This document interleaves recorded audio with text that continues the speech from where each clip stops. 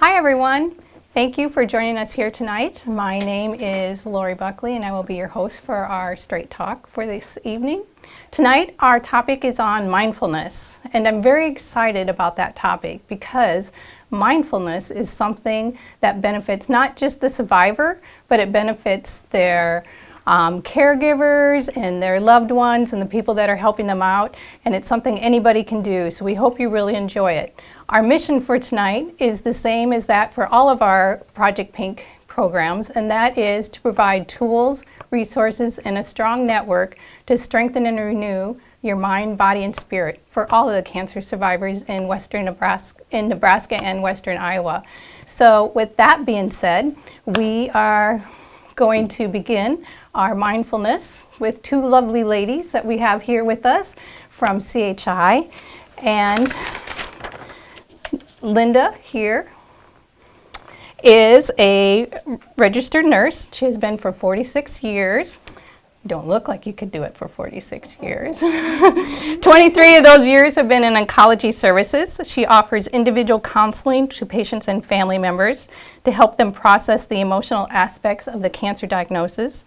She has also helped develop and presented on a variety of different topics, including bereavement. She is also certified in therapology, which is the science and the study of death and dying from multiple different perspectives. So thank you for joining us here tonight. Thank you. And next to her is her partner, Lori Simpson, and she's also from CHI. And she's a social worker who got her master's degree at UNO. And she has spent 28 years in oncology. She has a national certification as an Oncology Social Worker. She teaches mindfulness for the cancer patients and survivors at CHI, and she's a group facilitator for them. So thank you very much, ladies, for joining us here tonight.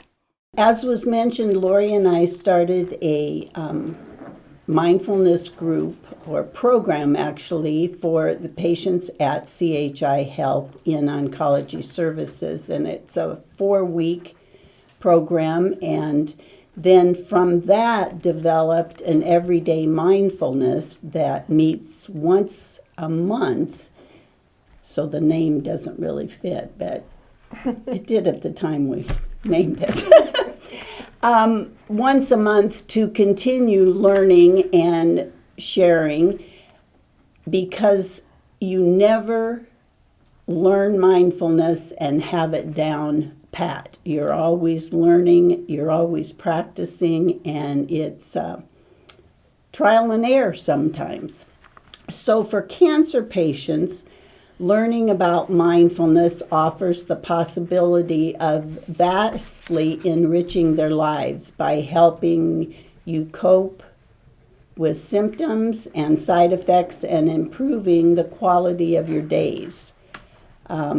It may also enhance your immune system's performance and help reduce harmful stress levels in your body, because stress comes from within. As I said, it takes time and it's a continued thing.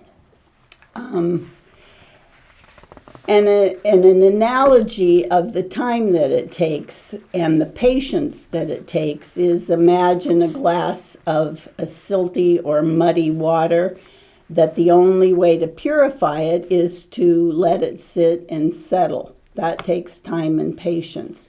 If you try to rush it and move the glass around, it really does just the opposite and disrupts it until it's cloudy and muddy again. And so you can't speed the process in learning mindfulness. The same applies to relaxing the body and the mind. So today we're going to have Mindfulness 101. And mindfulness is a type of meditation that you focus on being in the present and non-judgmental.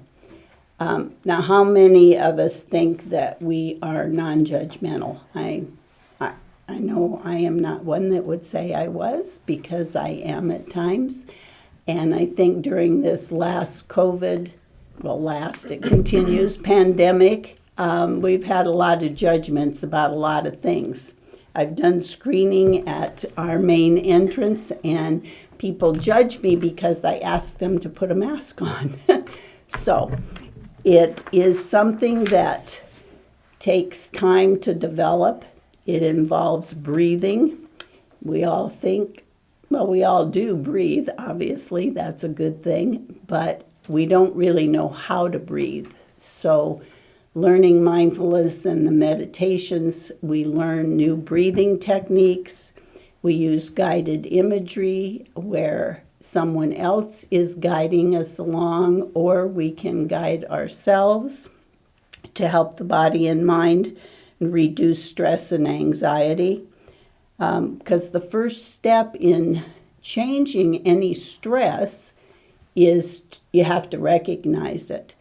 And obviously with a cancer diagnosis, you would think most people would identify that they have some new stress in their life. But surprising, many people insist that they don't. So you have to begin by recognizing it, and then you have to recognize how and when it affects your own body, because everyone is different, and how it shows up in your life and affects your relationships. And after you've recognized it, then you need to understand it and realize that you actually have a choice.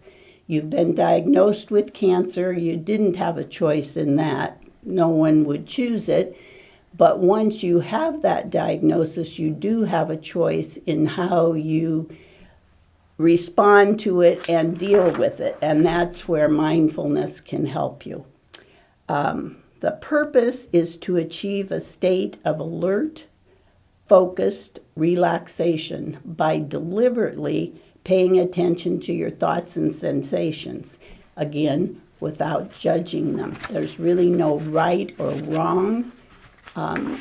Many times when you have your negative thoughts and feelings, you want to say, I shouldn't be doing that, but it's part of life, and you have to learn to accept that you're going to have those. So a statement that is pretty easy to remember is to be in the present moment, not rehashing the past and not imagining what the future's going to be.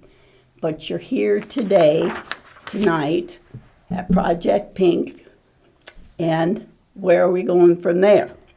Mindfulness and meditation go hand in hand, and mindfulness is a quality. It describes a specific way of living, and that's why it takes time, patience, and practice. And part of the way of getting there is through the meditation, which is a practice. So right now, I want you to sit in your chairs, kind of take a deep breath, and think about if you're going to chemo, or you're going to get some news from your doctor, or you're going to radiation and your anxiety levels going up. So when you get there, you pay attention, you sit, and I want you to think right now of 3 things that you see around you, what those might be. And then 3 things that you hear other than me talking. And move 3 parts of your body, be it your feet or your shoulders or whatever it might be. And in doing that, you can do that, and people around you don't really have to know that you're doing anything necessarily. But hopefully you've felt that your body does slow down when you've taken your mind off what you're anticipating to come. Hope that makes sense. So Lori is going to talk to you a little bit about Jon Kabat-Zinn and the attitudes, and then we'll go on. And I want to say something else about mindfulness. The thing that's really great about it, and what Lori alluded to, is that everybody can do it. And if you do it one time, it will be beneficial to you, but only for that one moment. And so the more you do it, the more it will enable you to change how you react to things, how you see things. So, it's just a really neat thing because, like I said, you could do it once. You don't have a slide for this, so I just wanted to talk really quickly about some science behind stress. Hopefully the word science didn't scare you. So when we're stressed, and anybody who's been to any class or heard anything about stress knows this, we go into fight or flight. It's innate in us. It's something that we've carried on from the old days when tigers might be chasing you. That's where our bodies go. It changes our whole system. It affects the sympathetic nervous system. So our eyes dilate, our heart rate increases, our stomach quits working, all getting ready to run or to fight. And so with mindfulness, what we hope to engage is our parasympathetic nervous system. And so I've heard this described as the sympathetic nervous system is the gas on the car. It's the gas pedal. Let's go. Let's do. The parasympathetic system is the brake. Let's step back. Maybe we don't have to react to something. Somebody cuts you off in traffic. Oh my God, I can't believe that person did it, or fear, or whatever you do. The parasympathetic would allow you, with practice for mindfulness, to step back and say, I don't have to respond that way. You might for a second, and then you can catch yourself and go, okay, I can do something different with that. Okay, now we're going to talk about Jon Kabat-Zinn. Let me just say one thing. I think everyone needs to stop and ask themselves, am I a person that acts or do I react? I think we all can answer that for ourselves. We certainly can answer it in others because we all have friends, family that very much maybe react to a situation without stopping and taking the time to decide, which is part of mindfulness, how do I want to act in this situation?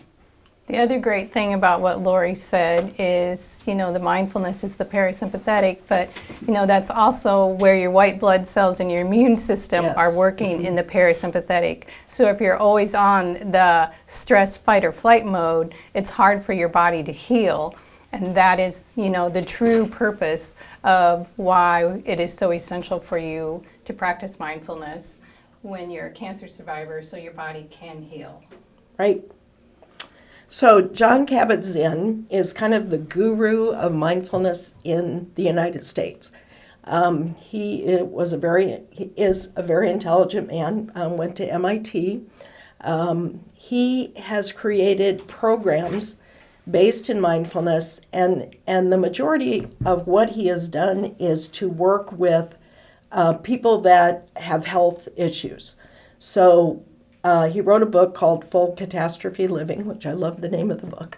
And it's used in a lot of hospitals for heart patients. So if somebody has a heart attack or has a heart condition, that stress is part of that, or pain is part of that, then they would go through this program, which would help them relieve some of their stress.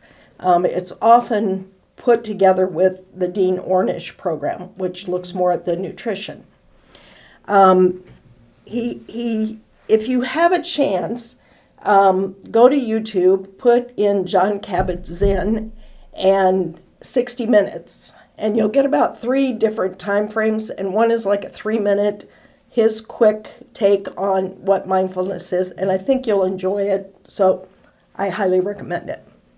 So he created, as part of his program, 7 attitudes that are very helpful, things to strive for that will help you with mindfulness. The first one is non-judging, which I don't think I need to say more. Linda really talked about that we all judge, and if we can recognize that that's what we're doing, we can pull back from that to achieve some clarity and see through a different set of lenses. We all only look through our own glasses, and if we can remove those glasses and kind of see what other people might be looking at or experiencing, it will help us. If you can look at it that things are not good or bad, but simply the way they are. Yep. Patience, It's a virtue. is a virtue, and very hard. And especially for people in the Western world, we're always thinking about what do we need to do next and what comes after that. And so we aren't living in the present. So we kind of miss what's happening right now because we're trying to figure out what's going to happen next. And being impatient with ourselves, well, I should be able to do that, or I'm going to get to that. And then, I didn't get to that. So, I'm judging myself. Beginner's mind, which is our favorite.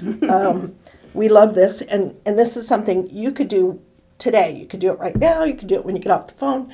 And it's looking at things as if it's the first time you've experienced it. So whether it's, I always talk about when I'm going to be having a meeting with somebody that maybe I struggle with. Then I go into that meeting as if it's the first time I've really gotten to know that person, so that I'm not starting out in a position of, I'm just going to have a hard time with this, and so I'm going into it as if I don't really know them.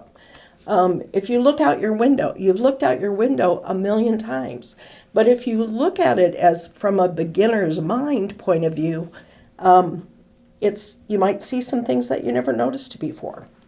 And I've used it during the pandemic because I live kind of in the woods, and I've always enjoyed the outdoors, but I have looked at it with the beginner's mind, and it's opened up a whole new world. And having used mindfulness and worked with mindfulness, it still was a surprise for me at how much it helped. There's a Buddhist thought about people that believe that they are experts in something, and then that leaves them from learning new things because they already know about it. And so you can see where going at something from a beginner's mind might help you to learn. Then trust, and this is mostly about trusting yourself. I mean, look at all the things that you have been through in your life. Struggles that you've had, and yet you've come out on the other side. So we're not very good at trusting our own abilities, our goodness, our wisdom, our intuition. This is a biggie for me. I think women in generally have pretty good intuition, and we don't trust it. And so we might see something that's telling us, stay away from there, but that can't be real. So we go toward it. So I think, developing that intuition, trusting that intuition. Non-striving, I think this one is the hardest to understand. Not doing, and it deals more with making sure that you have moments where you're just in the present. You don't have an agenda, you're not, where am I going to go next? Here, right now is enough. And so it's not about laying on the couch and not doing anything. Acceptance. So I think this is really hard for people to accept what is reality. And it sounds so easy, but it's really not, especially if the situation is something that you don't want, you don't like. This statement, you don't have to like it. You just have to accept it because it's real. And that allows you to then make a choice about what you're going to do about it. If you don't accept it, then that option is not available to you. If you do accept it, then you can say, okay, what do I have control over? What can I do about this situation? It's the first step in any genuine process of change. I mean, if you look at Alcoholics Anonymous, Acceptance is the first step of the alcoholism. And true with anything that you want to work on or change. And then letting go, which we think is probably the most important of all of these, because so many people get stuck, either because they cling to ideas that they've had in the past. And, this has happened to me where I'm telling somebody how I feel about something, and in the middle of it I'll go, God, that doesn't feel right. I don't think I feel that way anymore, even though I thought I felt that way for 20 years. You can let go of it then if you realize that that's what you're doing. And then letting go of the past. How many of us know people that have had maybe bad situations, or somebody they're angry with, or somebody was angry with them or said something hurtful, and they hang on to it, and then they get stuck because they can't go any further without letting go of it. Well, letting go, to me, is really a control issue. And especially for cancer patients, again, they have lost a lot of control when they're diagnosed with cancer. And so you don't have to, but it is helpful if you can look at, rather than concentrating on the things that you can't control, if you look at the things that you can control, no matter how small they might be. Sometimes patients that have been in the hospital, the thing that helped them the most was when they were able to say, I don't take my bath in the morning, I take my bath at night, and that's when I want to take my bath. And that change made things better for them. So they don't have to be huge things.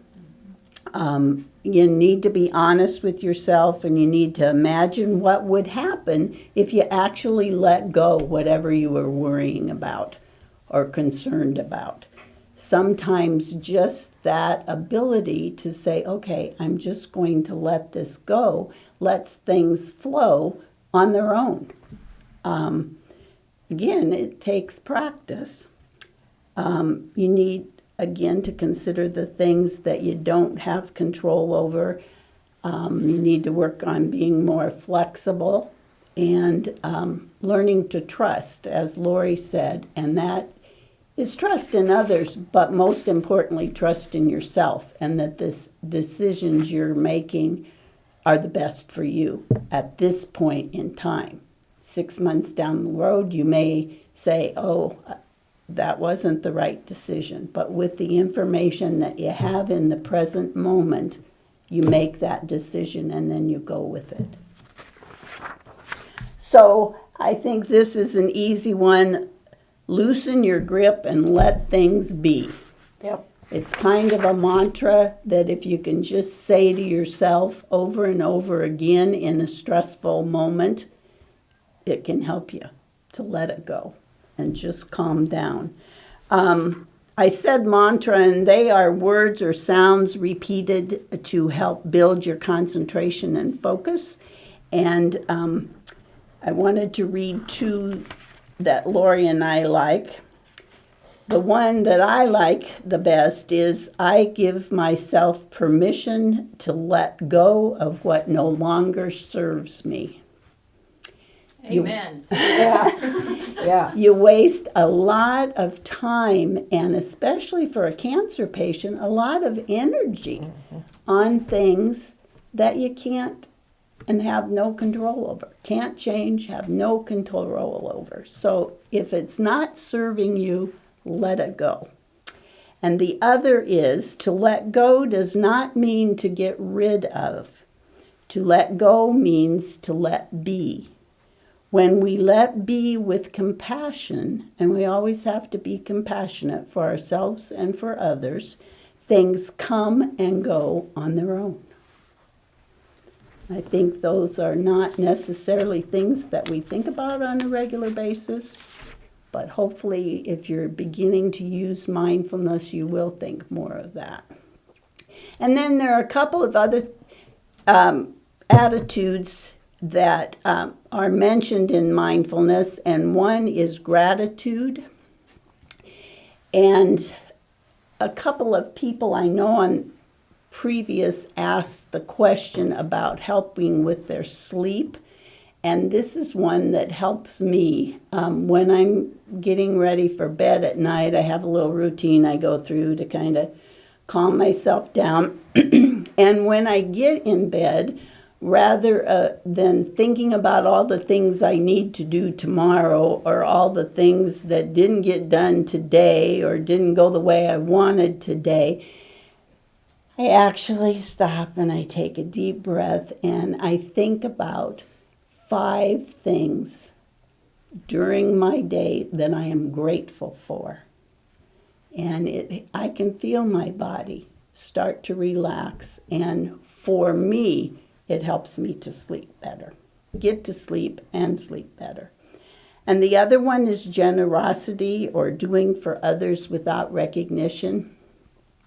And again, during the pandemic, I think you've seen articles in the paper where someone got up to the McDonald's window and found out their dinner had been paid for by the car in front of you. And I think those are really neat things. And so if you can do for somebody else and not expect anything in return, it really helps you tremendously.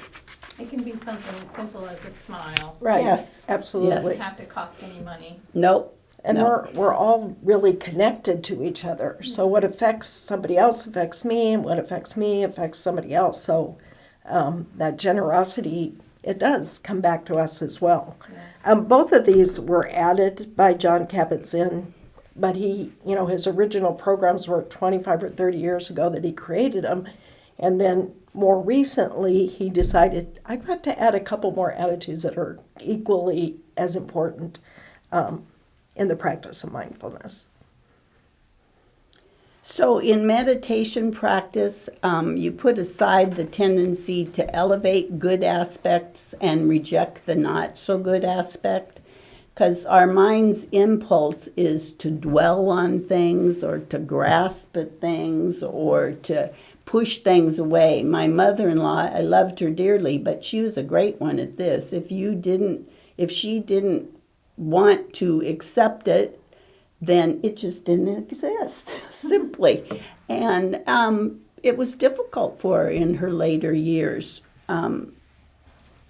So we need to learn that early on, I think, to help us. And you need to recognize that these impulses, you need to recognize them, and then you need to make a choice not to pursue them any further. Because again, we have some choices. Sometimes we don't look at them because we feel so out of control.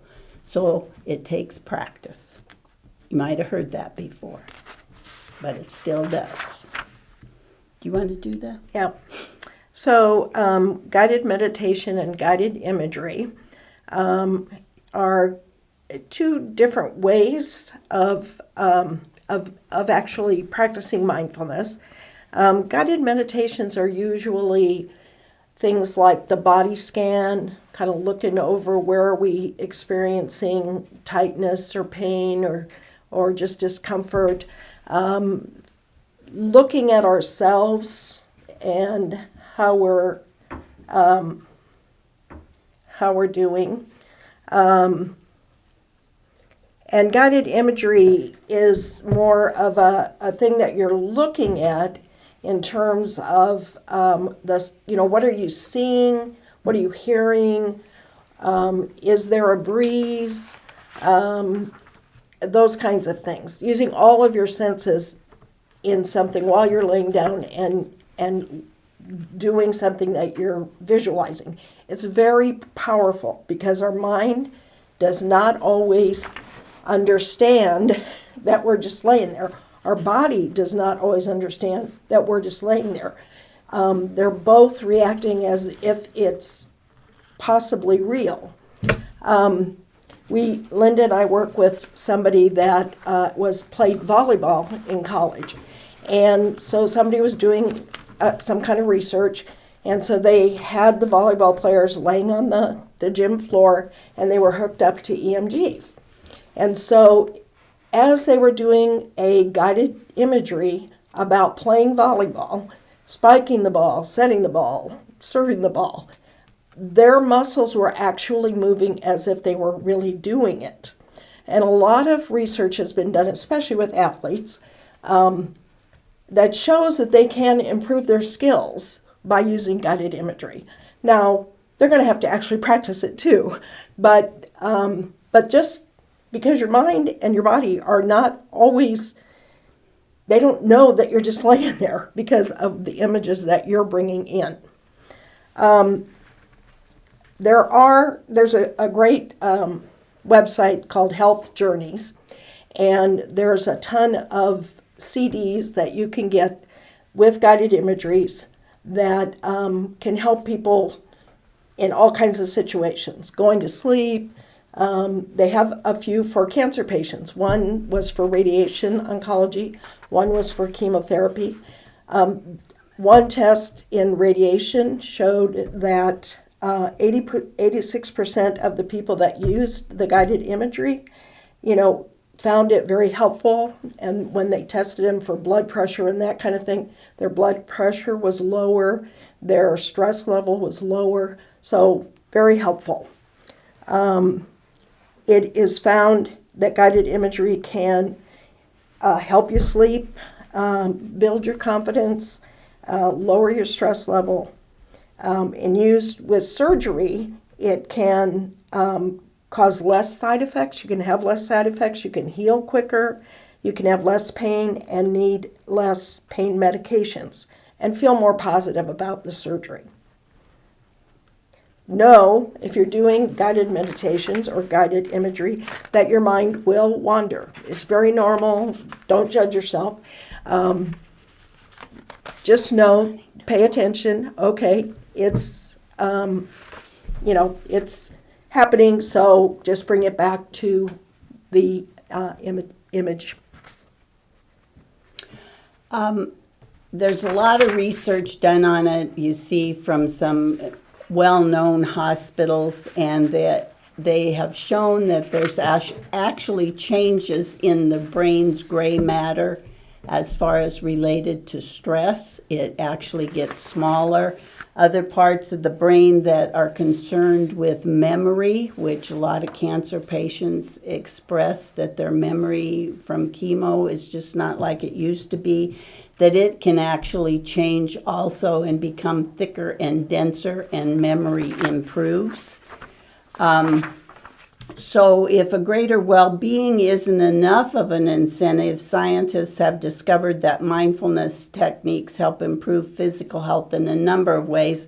Lori mentioned several of those. It reduces stress, it helps with heart disease, lowers blood pressure, reduces chronic pain, improves sleep, and it can alleviate some gastrointestinal difficulties, all of these things that cancer patients experience.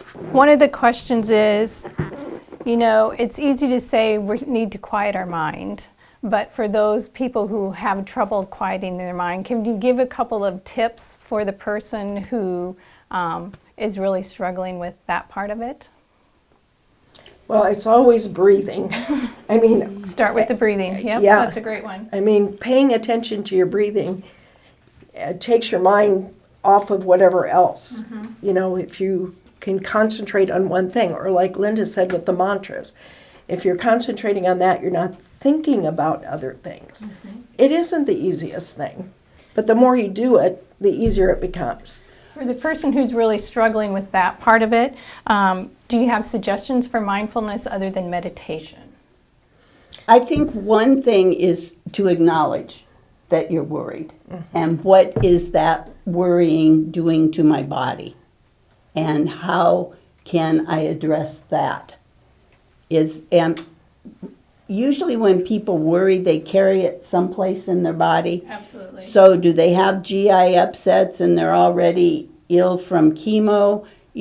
That kind of thing. Do they carry it in their shoulders? And so again, it goes back to, we have to look to ourselves and acknowledge what we're feeling and how we're feeling it in order to make decisions on how we want to change it. Does that make sense? Yeah. Do you have suggestions other than the meditation for mindfulness? Well, and we didn't talk about this, but yoga Yeah. is really good. Music. Music, That's yeah, a good one. yeah. So the person who's having trouble quieting the mind, starting with yoga or music or walking or Yeah, being outdoors. is a good way Absolutely. to get that mindfulness going if they're having trouble with the busyness of it. Absolutely. And know that they're going to have trouble. They're not going to get it and then never have trouble again. Yeah. It's a again and again. Yeah. Do you have any suggestions on how to reinforce the good habits of trying to become mindful? Practice. Practice. No, practice, practice, practice. That's our And, key and word. Seriously. and being kind to yourself and being forgiving of yourself, being compassionate toward yourself. Yeah, it's not going to happen overnight. You know, it's one of those things that, yeah, you have to keep trying. For a lot of people, that trying probably starts with trying to do positive self-talk. Yeah. Back to what you were talking about, attitude, Yes, because you can't Yes. get in the mindfulness if you right. can't be kind to yourself. That's right. So that was one of the questions was, how do I enjoy being kind to myself, and how do I start being kind to myself? Reality, I mean, acceptance, first of all, you know, that of who you are and what you do, so that you can then go, okay, what do I have control over? Because so much happens in our life we don't have control over.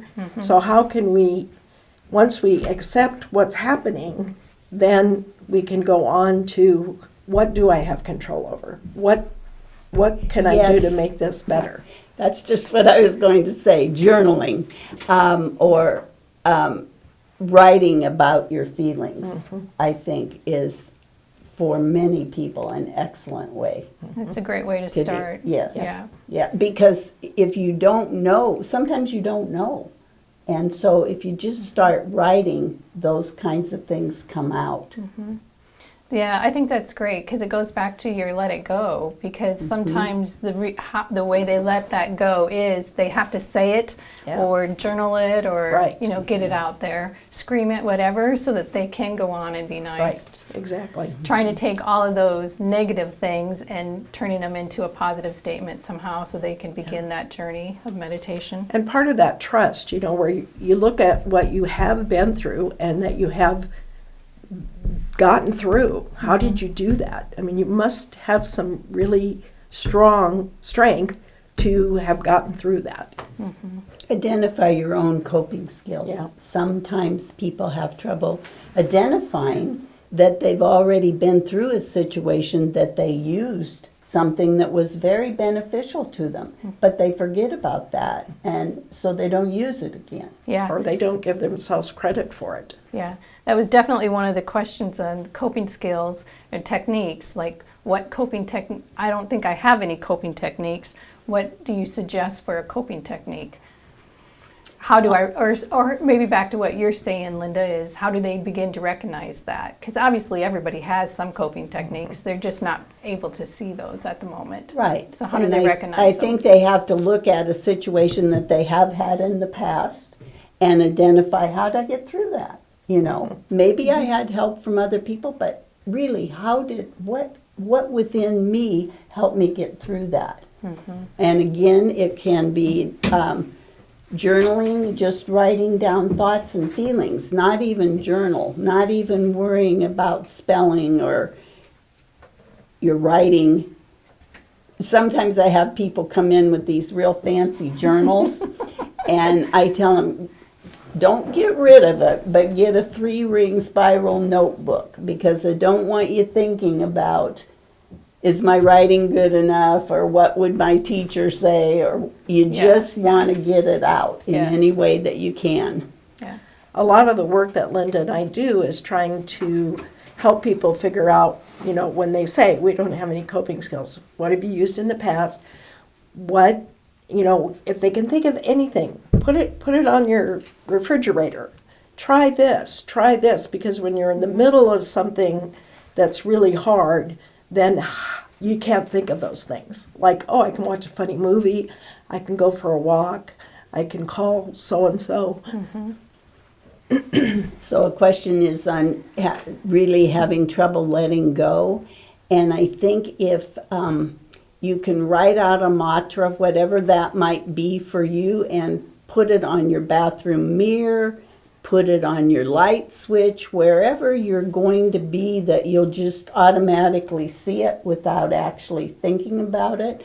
And then it just becomes a habit, and you feel it.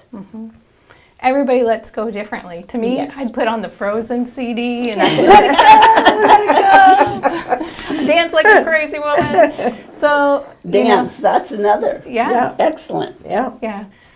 Scream, holler. You just need to let that out and realize that whatever you're hanging on to isn't really doing you any good. It's not serving you in any way. No. And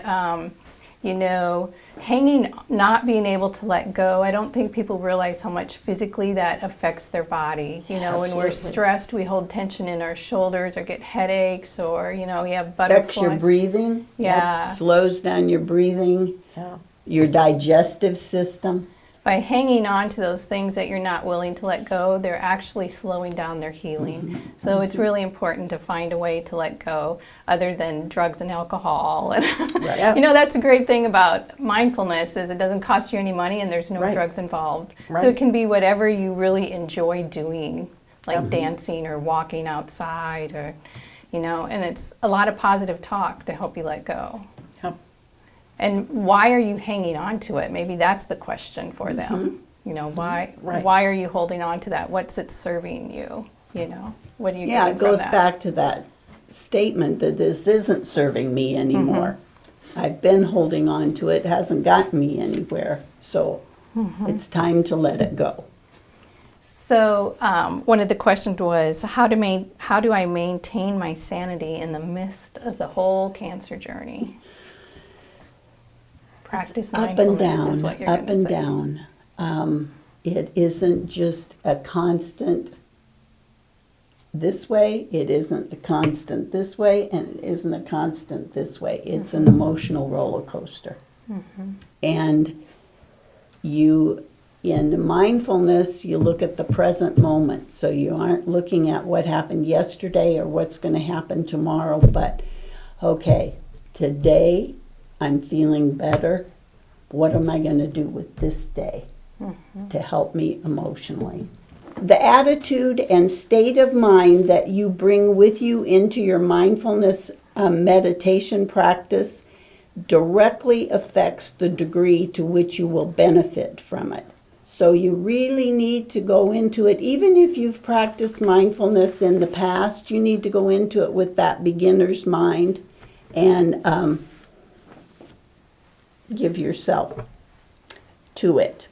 And also, it increases relaxation and decreases stress and gives a sense of well-being. And that's what we're all looking for, is that sense of feeling that no matter what's going on around us, that we are okay. So, this is the book, I'll hold it up so you can see it, that Lori and I use in our mindfulness program. It's called Mindfulness-Based Cancer Recovery. It is an excellent book. And Jon Kabat-Zinn's comment about it says, "This book could make an enormous difference in your life and health in important ways, too numerous to count." That's So, awesome.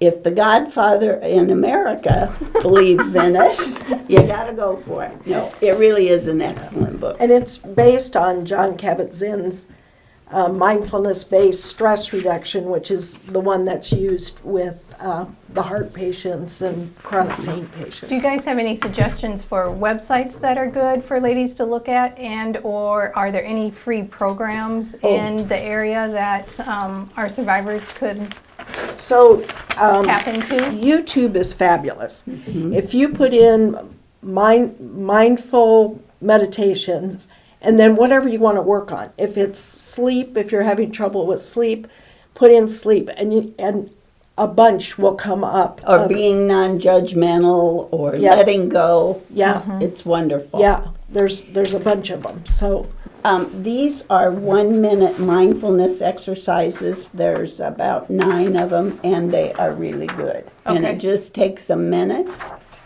to do them. We didn't talk anything about mindful eating, but that is really, there's a raisin exercise to do, and it's on here briefly. And that is something that has really helped me, because it used to be my husband was just buttering his potato and I was done eating because I inhaled it. And it has made a world of difference, and food tastes so much better if you actually eat it mindfully, and it slows your whole body down. So, just a lot of good little ones for you. So a couple more websites are, I mentioned Health Journeys before. There's fragrantheart.com, and there's some really good guided imageries in there. There's apps. Most of them you get free for a little while, and then you might have to pay. Most of them are pretty reasonable. But there's Headspace, Calm, StopBreatheThink.com. There's a few other ones. This is an old list, but Really, if you get on it, you'll just Yeah. find all kinds of things. Yeah. Just putting in mindfulness and what it is you're. And also, Wanting to Project work. Pink offers free yoga to our breast cancer survivors, so you can find that information on our website, so please check that out. Right now we're doing, the yoga is done online via Zoom, but this summer we plan to be meeting outside in a park, so That'll be perfect. yeah. please check out that information as well. A lot of the stuff with mindfulness is, quieting your mind, like Lori said, being nice to yourself. Everything's about attitude, baby. it is. It really is. It's like all you gotta about have it. the right attitude, be kind to yourself, speak nicely to yourself, and that helps a lot too. Take those negative thoughts and turn them upside down and make them into a positive statement, and don't let your mind say the negative ones, just turn it into a positive one. Linda did a lot about talking about being gratitude and in the moment. That stuff is really, really important too. So And you need to be, again, compassionate with yourself. Yes. We're compassionate with other people, but we don't want to do that for ourselves, and it's really important. And it's great that you're all taking the time to work on you, because mindfulness isn't just about a cancer journey. Mindfulness is Right. something that's going to benefit you throughout your life and your loved ones as well. It goes way beyond your diagnosis of cancer. Right. We all need to work on our attitude and gratefulness and being kinder, even without a cancer diagnosis and even at the end of your cancer treatment journey. So it is truly a life-changing, It is. it's a life-changing tool. So we thank you so much for sharing that with us. Do you have anything else you would like to There's share? just one thing Yep. I just Yeah, thought of. go. We had a gentleman in our program who was an older gentleman, and of course didn't really buy really what is mindfulness. I'm coming, but I don't know. Yeah, yeah. Well, he is a staunch believer in it now, and what made me think of it was we had him pick out something that they could have in their pocket if they were in a stressful situation, and they could hold on to it or rub it or whatever. Well, he picked out a seashell, and he showed it to us a couple of weeks ago, and he had rubbed it so much that it had a hole through it, so he was getting a new one. But how helpful that had been to him, to just be able to reach in his pocket and know that was there. If anybody has any questions or concerns that they want to talk to us about what we've talked about tonight, we're open to having them call. Yeah, they can, just call any of the cancer centers through CHI and ask for, Linda or I, and we'll certainly talk with them about it. For those of you struggling with the whole, I can't quiet my mind for meditation, this is the honest God truth. I found it off the internet today, so you know it's true. So one of the things for mindfulness was you can wash dishes. And there was a research study that showed if you wash dishes mindfully and you absorb the smell of the soap, you got a nice scented lavender one maybe, you got the nice warm water against your hands, you're in there, you just think pleasant thoughts. According to research, it reduced 27% of nervousness and 25% of mental inspiration. So, you know, if you don't have a beautiful backyard like Linda does and you can't quiet your mind, then you could always try the dishes. Yeah. But personally, I would go for a little positive self-talk and a mantra first, but you can try that one. So, thank you all for joining us here tonight. Thank we really you. appreciate it. Thank you, you very ladies, for much. donating your time. We've enjoyed having you here. As always, Project Pink survivors, if you have any questions or anything that I can do for you in answering any of this, you can contact me at lbuckley@projectpink.net or just info@projectpink.net, and we will get your questions answered. Oh, .org. Sorry, I'm messing up my work and my volunteer thing. Projectpink.org. So thank you very much for joining in. Good night. God bless. We love you. Night. Thank you.